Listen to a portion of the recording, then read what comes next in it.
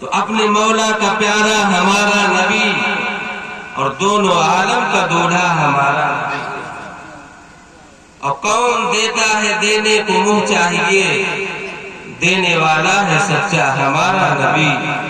اور سارے اچھوں میں اچھا سمجھیے جسے، سارے اچھوں میں اچھا سمجھیے جسے، ہے اس اچھے سے اچھا ہمارا نبی، ہے اس اچھے سے اچھا ہمارا نبی۔ اور سارے اونچوں میں اونچا سمجھیے جسے، سارے اونچوں میں اونچا سمجھیے جسے، ہے اس اونچے سے اونچا ہمارا نبی، ہے اس اونچے سے اونچا ہمارا نبی۔ اور غمزدوں کو رضا مزدہ دیجیے کی ہے، غمزدوں کو رضا مزدہ دیجیے کی ہے، بے کسوں کا سہارا ہمارا نبی، بے کسوں کا سہارا ہمارا نبی۔ اعلیٰ حضرت کی زبان میں ہم نے آپ نے نبی کو سب سے اعلیٰ بھی کہہ دیا، سب سے اولا بھی کہہ دیا، سب سے بالا بھی کہہ دیا، سب سے بہتر بھی کہہ دیا، دینے والا بھی کہہ دیا، دینے والا بھی کہہ دیا۔ مجھے بتائیے انصاف کے ساتھ کہ کیا نبی کی تعریف کا حق ادا ہو گیا؟ نبی کی تعریف کا حق ادا ہو گیا؟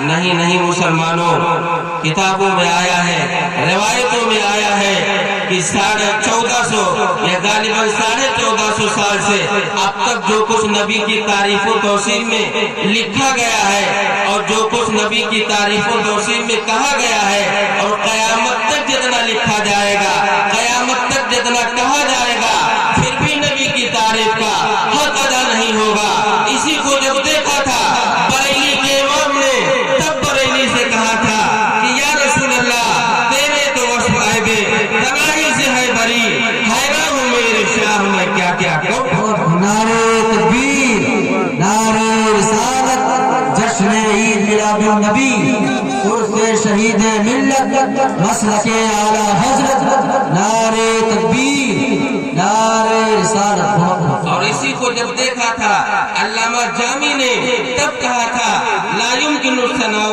كما كان حقه بعد الصدا بزرگ، تو ایک قصہ مختصر یعنی تعریف وہی نہیں سکتی ہے جیسا نبی کی تعریف کا حق ہے بعد الصدا بزرگ۔ تو ایک قصہ مختصر، قصہ مختصر یہ کہ اللہ کے بعد سب سے بڑا مرتبہ رسول اللہ کا ہے، اللہ کے بعد سب سے بڑا مرتبہ مدینے والے کا ہے۔ اسی لیے تو بریلی کے امام نے دوسری جگہ کہا کہ شافع و نافع ہو تم، شافع و نافع ہو تم، دافع و رافع ہو تم، اور تم سے بس افزو خدا تم پہ کرو، سبحان اللہ، سبحان اللہ۔ تم سے بس افزو خدا تم پہ کرو رو دو، تم سے بس افزو خدا۔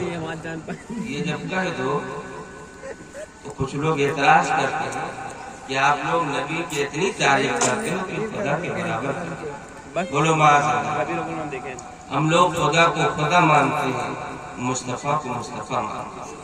نہ کسی اہل سنت نے آج تک یہ لکھا نہ یہ کہا، بلکہ ہم لوگ یہ ضرور کہہ دیتے ہیں، اور کہنا بھی چاہیے کہ کوئی ایسی جگہ نہیں ہے کہ جہاں ذکر خدا ہو اور ذکر مصطفیٰ نہ ہو۔ جہاں ذکر خدا ہے وہاں ذکر مصطفیٰ، جہاں ذکر خدا ہو ذکر مصطفیٰ نہ ہو۔